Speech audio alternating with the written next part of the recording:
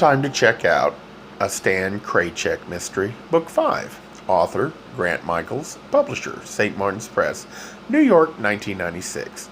Narrator, Eric Aust.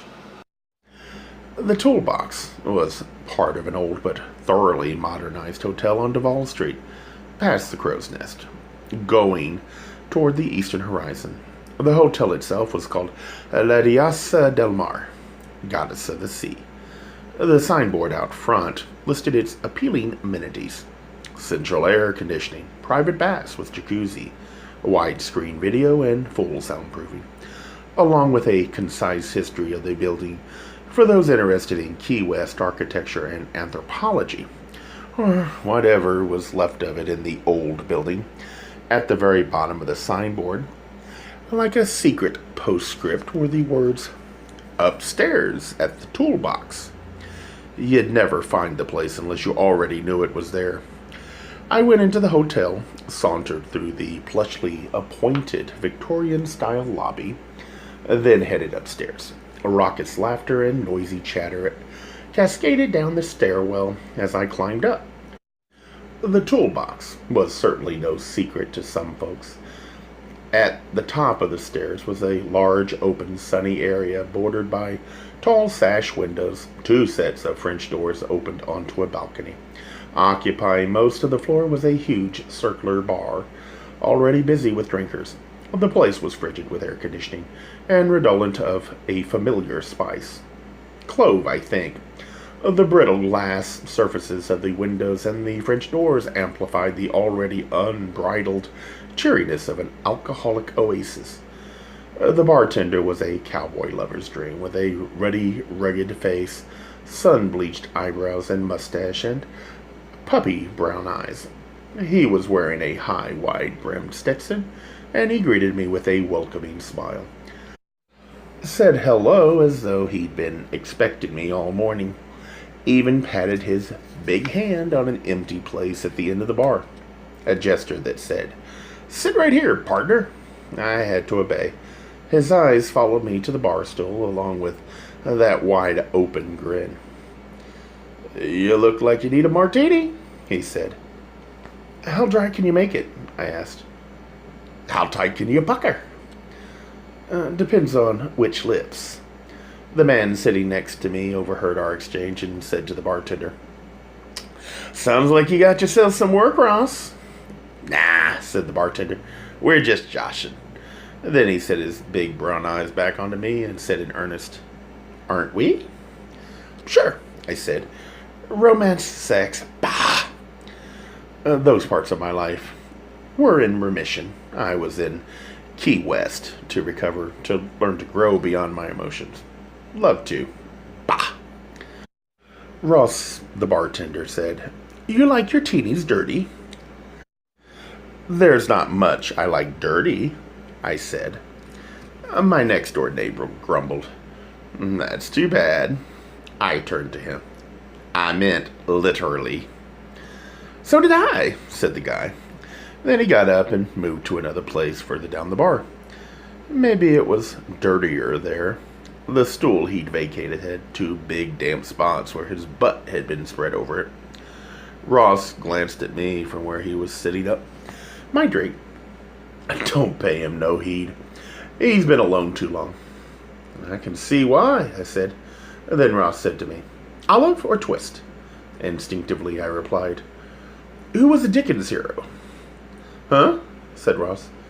"Jeopardy!" I said cheerily. Ross looked perplexed, but on the other side of the bar, a big barrel-chested guy with a gray goatee and matching ponytail had overheard me, and he allowed a tiny smile. Turned out he was the one creating the spicy air with his clove cigarettes. "Twist," I said flatly to Ross. Game shows were apparently not the way to test the waters in Key West. Ross strained half the elixir into a small glass cruet, nested in a bowl of crushed ice. The remainder he strained into a chilled martini glass. He twisted the lemon peel directly over the drink, not into the air as many bartenders mistakenly do. Then he placed the filled glass and the cruet in front of me. "One teeny up, double clean with a twist." He gave his slender hips one seductive gyration, then threw his arms upward and gave a sharp squeal like a Vegas chorus girl. "Exactly my kind of machismo." Then he said huskily, "Go ahead." Once again, the cowboy do. "You gotta put it in your mouth to taste it." I took a sip. "Good job," I said. In truth, I was in the hands of a master. Ross grinned back. "Takes a teeny lover to make 'em right." Some faceless drinker at the bar muttered, "But you're not teeny, are you, Ross?" "As if you would know," Ross spat back at him. But he also seemed proud that his manhood was headline news. He turned back to me and said, "Where you're from, anyway?" "Boston," I said. "No wonder you're dressed like that," he said. "Well, you just missed poker week." "I don't play cards," I said. "Not cards," said Ross. "Pokers. Hogs and chicks and that kind of stuff." "Like a county fair?" "Harleys," said Ross. "Motorcycles. Bloom, bloom. You know, real men and their babes." From the other side of the bar came a penetrating woman's voice. "Speaking of babes, Rosina, do you think we could get a little service over here? Please?" We both looked that way. A tall, Genoesque woman with a massive pile of bleached blonde hair stood with arms akimbo, looking impatient. She glared at us from behind jewel-crusted wraparound sunglasses that resembled a grotesque party mask. Her figure was exaggerated too, but it sagged just enough to be real. She looked like a real woman impersonating some eminent drag queen. "Cozy," said Ross. "When did you come in?" "I could say half an hour ago for all you noticed," she proclaimed everything she said. "Who's the new heartthrob?" "Was she referring to me?" Ross said. "This is...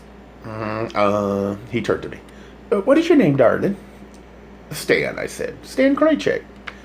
"Well, stick with Stan," said Ross. And then he called out to the woman. "This here is Stan. Cozy. Stan the man from Boston. Stan, meet Miss Cozy Dinette. She's a singer, the best damn singer in town." Miss Cozy Dinette took that as an invitation to join us. She came to our side of the bar and eased herself onto the bar stool next to me. She was a voluptuous woman, full of sensual energy that seemed to snap, crackle, and pop from every part of her body. She slid her sunglasses up off her eyes and nested them into her high-fashion do. Her eyes were blue, a cool, clever diamond blue. Righteous makeup provided a first defense against the impending skirmish with middle age. She took my hand and squeezed it firmly. "I can tell we're going to be best friends," she said. "You have what it takes to be a best friend of mine." Ross gave me a dubious glance, then said to Cozy, "The usual." "Not today," said Cozy. "I need something extra strong and powerful. I just heard the most awful news." She raised her voice to force everyone in the bar to listen, which they did. "Y'all know Augusta, who runs the Crow's Nest?" she said. Various grumblings traveled around the bar. "Killer crab. Granny Conch. Tourist poison." "That's her," said Cozy. "Well, she was murdered this morning." Another wave of commentary swept around the bar. "Hallelujah! A mercy killing. Tell it to God, Augusta." I said, "I guess she wasn't exactly the homecoming queen?" said Cozy. Ross explained to her. "He's from Boston." Oh, I'm sorry," said Cozy with true sadness in her eyes. "That explains all those clothes you have on. Aren't you hot?" Ross interrupted. "Just dish the dirt on Augusta, girl. You're the reporter." "Once," said Cozy. "I was once. Just like Brenda Starr, but my property advisor told me this morning." "You're what?" I said. "My property advisor," said Cozy. "What's that? Don't you own real estate?" said Cozy. "No," I said. Neither do I, said Cozy, but you still need a property advisor. You never know when you might get some real estate. Amen, sang various mixed voices around the bar, led by Ross. Anyway, said Cozy, my property advisor has a client who found the body. Who? I said. Some guy named Hitler? Said Cozy. You mean Doberman? I said. Adolf Doberman? That's it, said Cozy. Doberman Hitler. What's the difference? But how do you know? This is hot off the press. I know because I'm the one who discovered the body, not Herr Doberman. Oh, right, sure, said Cozy. Well, if you're so smart, Mr. Boston, how did she die? She choked, I said. Go on, said Cozy. That's it, I said. There's more, said Cozy, and if you don't say it, we know you're lying. I hesitated. The police asked me not to discuss any details of the crime scene. Whoa, said Cozy. Mr. Boston's working with the police. I protested. No, I'm not. Ross said, Go easy on him, Cozy. He's just a tourist. A tourist who's got your blood moving again, she said, after such a long, dry summer. And then she embraced me with her strong arms and said to the bartender, He feels good, Rosina. Ross smiled. Then Cozy stood up and addressed everybody in the room. I'll tell you all how Augusta died. She choked on an alarm clock. The toolbox exploded into laughter. From across the bar, the big guy with gray goatee and ponytail said flatly, Some wake-up call, Augusta. Again, raucous laughter rang out. Ross said to the man, A little respect for the dead, please, Ed. As little as possible for that old corpse, replied Ed. He took a last heavy drag from his cigarette and filled the air around him with oily, spicy smoke, then extinguished the thing. Standing next to me, a Cozy dinette feigned a cough, then lit up a cigarette of her own, a slender, pastel-colored shaft that my actual best friend Nicole would have approved of, except for the obvious presence of menthol. Ross said to me, Don't let them get to you. They don't, I said. I know the truth. I was there. I found her body, and I made the call to the police. It's all in the reports. The guy named Ed snorted cynically. Looks like we got a junior PI visiting us here, Cozy said to me. You're serious, aren't you, Boston? Sometimes, I said, for occasions of life and death. Cozy said, I'm sorry. I wasn't trying to upstage you or anything like that, Ed remarked. You can't upstage someone you just knocked into the pit. That's enough, Ed, she snapped. And then she turned to me and softened her voice. I would never do that, she said as she snaked a long arm around my shoulder. Not to a new friend of my old friend Ross. Right, said Ross. Give her 5 minutes. From across the bar, Ed said, All right, I admit the error of my ways, and to show my respect for our dearly departed Augusta Willitt, I'd like to buy a round of drinks for everyone, including yours, Boston. Thanks, I said, and lifted my glass toward him. As Ross prepared drinks for the 10 or so people there, he leaned towards me and said, You know who that guy is? The one buying your drink? I haven't had the dubious pleasure, I said. That's Edsel Sham. He's a famous writer. What a coincidence, I said. I brought his book with me to Key West. I'm sure he'll autograph it for you, said Ross. Then he turned to Edsel and said boldly, Won't you, Ed? Won't I what? Replied the gray-haired man as he lit another clove-scented cigarette. Another voice answered quickly. Sell out to Hollywood. Ross said, Autograph your book for Stan the Man here. I'll do more than that, said Edsel Sham. I'll inscribe it, unless, of course, Mr. Stan the Man from Boston is a collector, in which case he'd want only my autograph on the title page. Are you a collector? He said to me directly. Not of books, I said. Of what then? Facts, details, experience. Whoa, said Cozy Dinette again. This is getting too intellectual for me. Where's that free drink? At that moment, another person arrived at the top of the stairs. It was Joshua Ateem from the Fleming Lemming, complete with mirrored shades. Did someone say free drink? Come on in, said Ross. You might as well join the party. Does my breath smell bad or something? Said Joshua. Ross said, take it easy, okay? It's early in the day. I've got money, said Josh defensively. Or I will soon. Sure you will, said Ross. He handed him a vodka tonic like an off-the-rack t-shirt.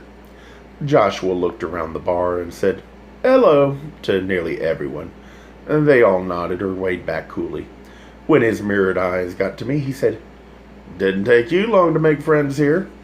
Then Cozy Dinette began to tell him about Augusta Willitt's death that morning, but Joshua stopped her. I already heard, he said. You too, said Cozy. How did news get out so fast? Joshua shrugged. Small town.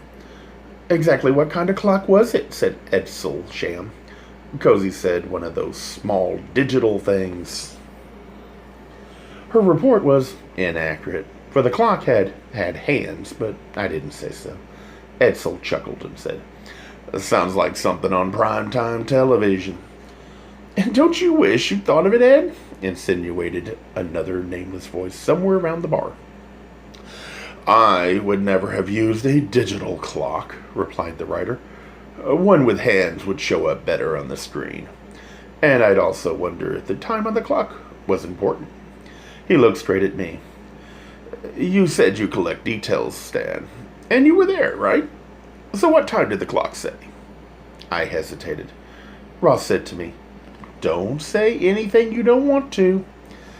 Oh, Ross, said Cozy, you should encourage him. I can tell already he'll do anything for you.